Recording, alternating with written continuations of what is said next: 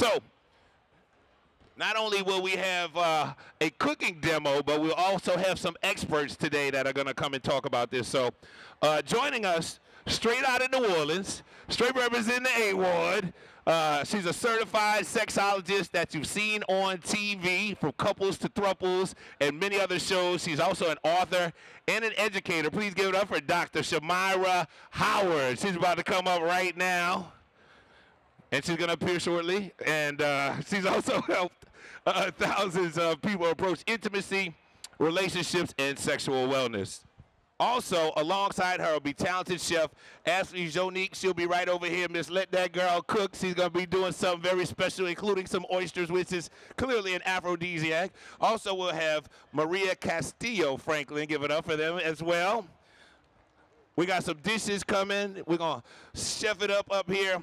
And guiding the conversation will be Miss Toya Rushing, media personality, also from New Orleans, from the 7th Ward. She's going to bring her expert insight, her culinary creativity, and it'll be a healthy dose of fun right here at the Food and Wine stage. This panel is called Food as an Aphrodisiac. Y'all give it up for our panelists and our chef and our host.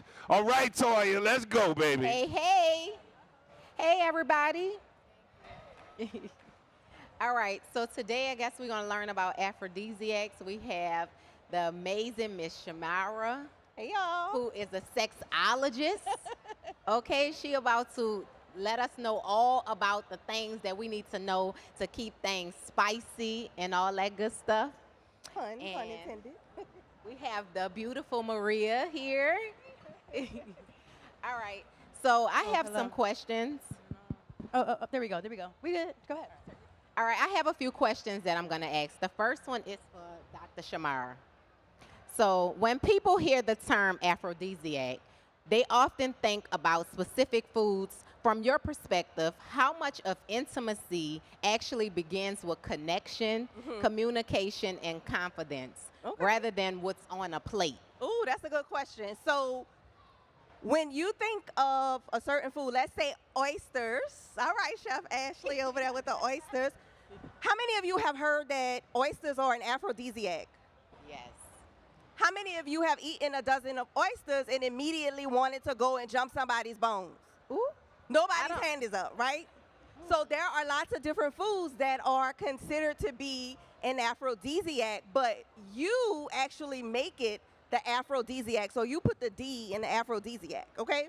And so the emotional connection, the chemistry, all of that comes not necessarily just from the food, and Chef Ashley is going to be taking us through what that looks like, and I'll help you understand that. I'm going to show you some ways on how you can make the food an aphrodisiac, how you can make it more intimate. So basically, when we're talking about aphrodisiac, we're talking about something that motivates you for desire for sex. Okay. I love it. Yeah, so I would say I definitely agree with that. When it comes to presentation and intimacy, that starts long before you even put anything on the plate, right? So if you're making this for date night, I need you to dim the lights. I need you to put the phones away, give that connection, give that eye contact, right? Because sexual wellness and you know, aphrodisiac, what am I trying to say? The feelings that you get from that come from emotional connection and intimacy and undivided attention. So that presentation is everything. Set the I mood. love it. I love that. Okay, the second question. This is for Ashley and Maria. As chefs, how do you intentionally create meals that evoke emotion, comfort, romance, or celebration through ingredients and presentation? So I would say, you know, I'm from the Dominican Republic and I grew up in South Carolina. So for a lot of us in Black, Caribbean, and Southern households, food is a love language. We're cooking for the celebration of a baby. We're cooking for the loss of a loved one. We're cooking on Sundays, right? So asking people to abandon the foods that they love for the sake of health, because I'm also a wellness professional, it's not realistic, right? And it's not necessary. So for me, I think finding ways to incorporate wellness and kind of healthify our favorite meals that we grew up on is the way to create sustainability in that. And then through that, you know, you're still able to celebrate culture while also honoring your health. Okay. All right. Yep.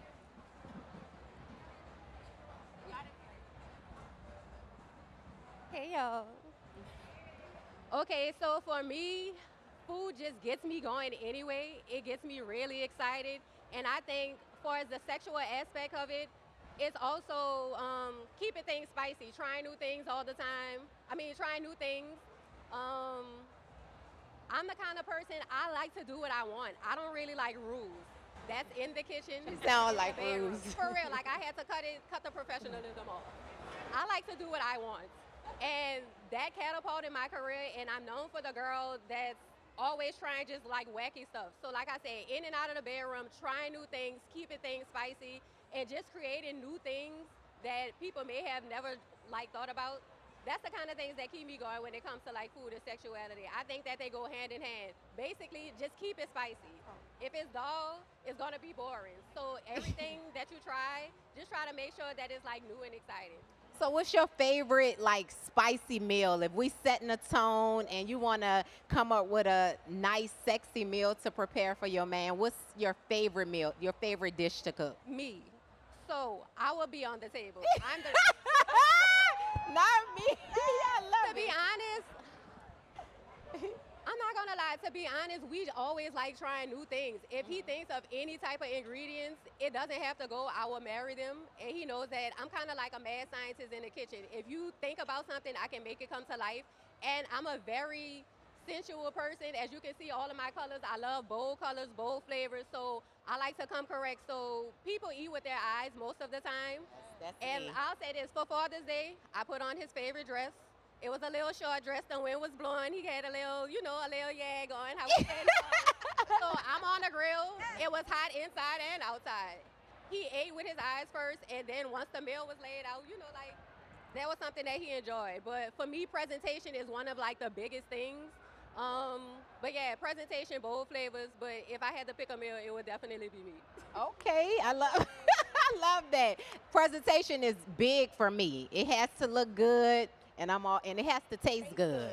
Look good and taste good, cuz sometimes you could get them meals that look amazing and the taste just don't be hitting. I'm a New Orleans girl. It's all about the seasonings, the spices, the good Creole food. Okay, my third question is, many cultures have foods traditionally associated with love and romance. Which ingredients or family traditions have influenced your own cooking, and why do you think they've endured for generations? So as I mentioned, I was raised in the South, born in the Dominican Republic, lots of cultures going on there. And the question one more time? The last one was, Well, how family traditions. Okay, so I think, like I mentioned, it's mostly about honoring those flavors. Like, yes, I'm in wellness. Flawed and Fit is my wellness brand, and there we just encourage women to embrace their flaws while finding your own unique versions of fit, because fit looks different on all of us. Can I get an amen? I love Okay, that. and so with that, it starts with just finding, like I said, the foods that we enjoy eating, that we grew up with, and then finding ways to make sustainable upgrades. So, like, for example, if I was to make like a classic New Orleans dish, I would make a lean chicken breast and oyster etouffee. Okay, we're not getting rid of the traditional spices, the Cajun seasonings, the paprika, the lemon of it all, right? But at the same time, we're finding ways to create healthier communities, build healthier families. And that for me has been really integral, because I was actually diagnosed with the hereditary heart disease at 18. So I was forced to be in this wellness life. I didn't choose it, it chose me. And the main thing with prevention is food, the food that goes on our plates. And so if we can find ways to really just strengthen our communities through healthier eating while still making it taste good. I'm never going to hand someone a meal plan full of foods that they hate. Who's about to eat that? Nobody. So yeah, so really it's just about, honoring those traditions. And for me, my favorite Dominican dish is pollo guisado. So like I said, making upgrades like healthy chicken breast, less butter, cauliflower rice. Girl, we still eat rice. I lie. I don't eat cauliflower rice. We gonna eat the rice. We're gonna be intentional about the portions, right? So again, sustainable upgrades.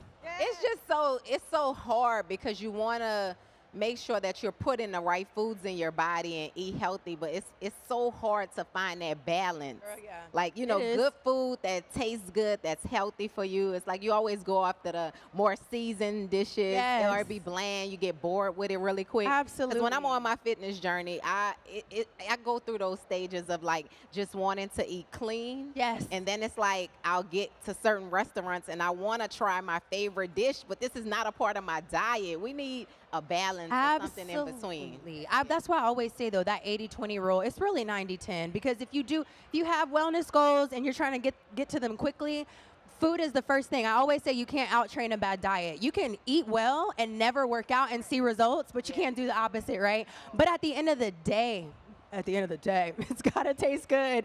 One thing about me is I love to eat, so I completely understand that. So finding that balance where, let's say, 3 or 4 days out of the week, you're eating clean, right? Making those healthy, sustainable upgrades, as I mentioned. But then those other 2 days, baby, we eating good. Gotta have our cheat day. There it is. They say you're not supposed to have a cheat day. You're supposed to have a cheat meal.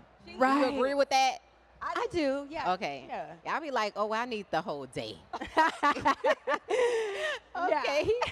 So the next question is for Dr. Shamara. Wellness has become a central part of our everyday conversations. How does nutrition insert with emotional wellness, confidence, and healthy relationships?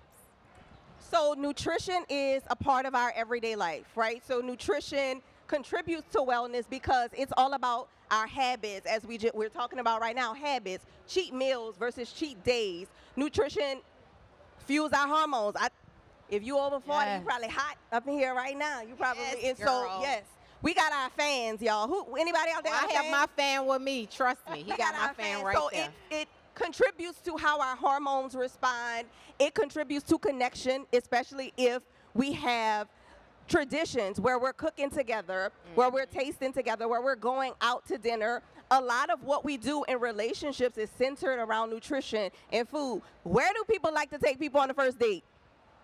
Restaurant. To eat, to the Yes, restaurant, please. right? So it's all about how we are centering nutrition in our lives, the traditions, the foods. Chef Ashley over there has some food. One of them is considered to be an aphrodisiac. Oysters. Y'all already told me that y'all eat dozens and dozens and dozens of oysters, so I already know what y'all got going on. Lots of intimacy there. Somebody on this panel told me I need to know. Listen, I just was curious, y'all. Don't judge me. I was like, what other foods and snacks? She other eat than all the oysters, foods because and that's snacks. what I always hear about oysters being an aphrodisiac. She Well- told me chocolate. I said, girl, I eat a lot of chocolate. Like dark chocolate. I didn't move to a more healthier chocolate. It's dark chocolate now. Dark chocolate is the aphrodisiac. Okay, I did not know that. Also fruit. So we have fruits with seeds in there, watermelon. We have figs. We have cherries, beets as well. So these foods are considered to be aphrodisiacs, right? And they contribute to our whole emotional and connectedness, our emotional relationship and our connectedness with each other because of what we're doing with the food. So it's not like I'm going to put a bowl of fruit in front of you, a pack of oysters in front of you, scallops, shrimp, and all of that, and say, you're going to want to have sex after you eat all of this.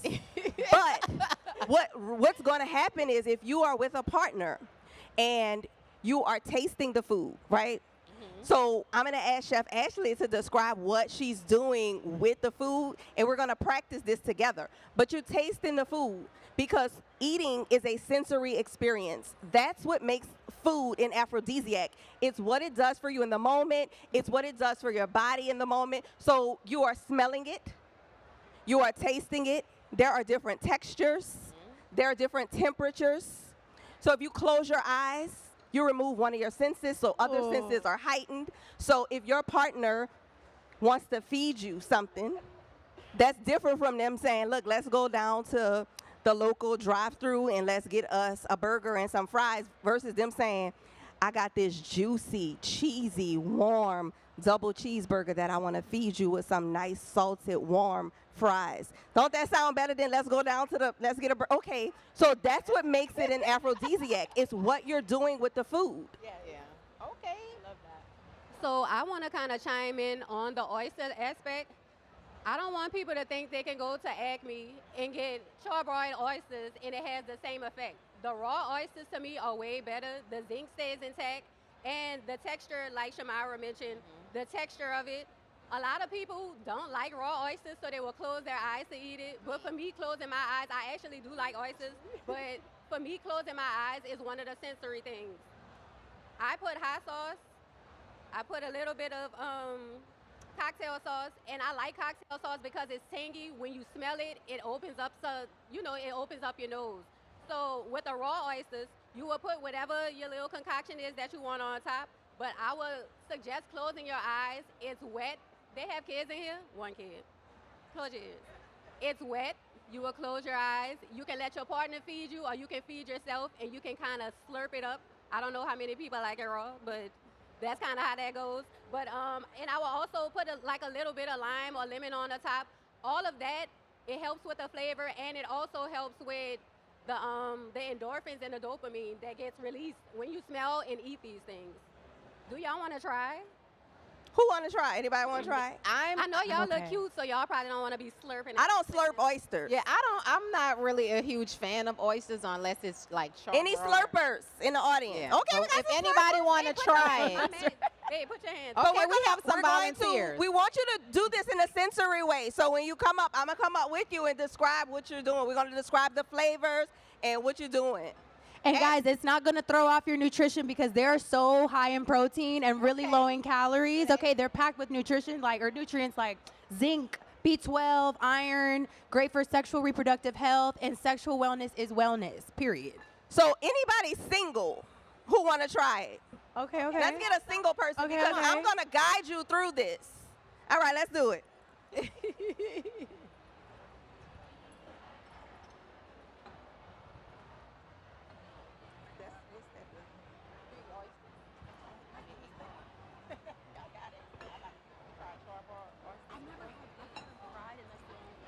And so while they are coming up, as Chef Ashley mentioned, one of the reasons why these foods are aphrodisiacs is because of the endorphins. So the endorphins are the chemicals that's transmitted in the brain. And so some of these foods are categorized this way because they have different micronutrients in them that send messages to your brain. So you know how Toya and her husband, you be eating all the chocolate and the oysters? They got a lot of endorphins going on over there. So that dopamine, the dopamine receptors, those the feel-good hormones. So those make you feel good while you're eating it. And then we have the oxytocin, right? And so that is our bonding hormone or our chemical, our bonding chemical. And that's the one that makes you want to get closer and cuddle. So we're not going to even think about that. What's your name? Shaniqua. So we have Shaniqua. You ready? Yes. All right, Shaniqua. So Shaniqua, I would recommend taking the lemon and give it a little squeeze. You know how your man Squeeze it. So Shaniqua's going to squeeze the lemon. So when you're might doing have one this, after this slurp. You might have when you're doing this, Shaniqua, think about it first. Go ahead and put yourself in the. So this is a sensual experience. When you're eating food as an aphrodisiac, you're thinking about feeding yourself. And because if you're single, you can do this as well. You don't need a partner because we also have aphrodisiacs for us as single people or for people who are single because we do believe in self-love, right? Okay. Go. Desire is a thing. So go ahead. Chef Ashley's going to tell you what to do. Squeeze it. Take your lemon, squeeze it on top. Not smell a lemon. Just So I don't smell like it. stuff getting on my clothes. I would recommend taking a bowl and taking your other hand, bowl to the face, close your eyes. Bowl to the face. Who's your celebrity crush? Think about him and just, and just take him down, girl. Just take him Okay, so did you smell that? What does that smell like? I smelled the lemony. Oh, sorry. I smelled like the lemon and what is this, hot sauce? Yes, Yeah. cocktail sauce, hot sauce. And I put a little chives on there because chives are like onions. Well, they are onions, but they open up the pathway in your nose too. So that, along with the lemon, the tanginess of the cocktail sauce and the hot sauce releases the endorphins, the dopamine. Think about the man, slurp them up. Now, before you eat it, think about what you're about to do. Smell your food and then taste it. So when you're eating food, you want to taste your food. You don't want to just throw it back and swallow it. You want to chew it and taste what you're tasting. Think about what you're tasting. Her oyster, she's smelling it. Her oyster has peppers. Chili peppers, also an aphrodisiac because of the heating effect and what it does to the body. So pepper considered to be a warming effect, and it heats the body up. She slurped it up. You feel freaky already or no? I'm ready, no, sure. She said she ready. Give her a round of applause. So Shaniqua, how did that taste? I liked it. It tastes good. I liked the tanginess of the lemon first. It got a little stuck at the bottom, so I had to put a little extra tongue action there. Sometimes it's work, girl. Sometimes it's work. So basically, she smelled the lemon. She tasted. What about the texture? I like the texture. I know some people don't like the sliminess of it, but I liked it. What did it feel like going down? Smooth. It was smooth going down. So thank you so much to Shanika. So as you know, Thank as you you. see that eating food is a sensory experience. You smell your food, you taste your food, and you eat your food. We have two. Yeah, that's true. I got to smell everything before I eat. Yes. Okay, the last question is for everyone on this panel. If you could encourage couples or families to create one meaningful food tradition together this year, what would you recommend and why?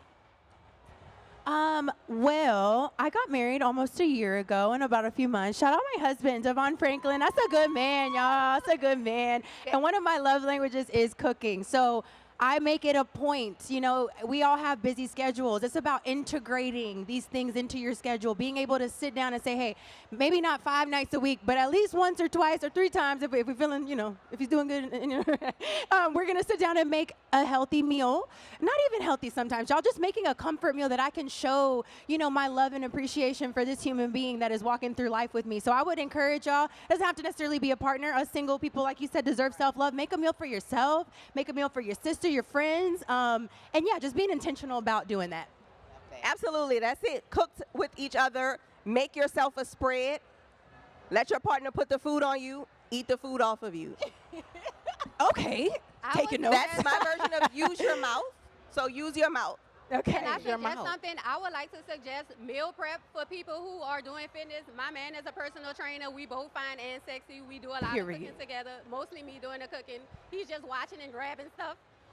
But for the most part, I think that doing meal prep and trying new healthy recipes would be an ideal thing for couples. And healthy does not mean boring. You can get a lot of flavor if you use a lot of fresh herbs, spices, and stuff like that. It doesn't have to be processed stuff. So I don't want you to think that when it comes to healthy, it has to be boring. But meal prep, cook once a week for couples. I think that would be something ideal for couples to do. Okay, well, you have to give me some recommendations for the. I'm on your. Yeah, help a sister out because I'm stuck on a season and all of that stuff. I got to go the healthier route.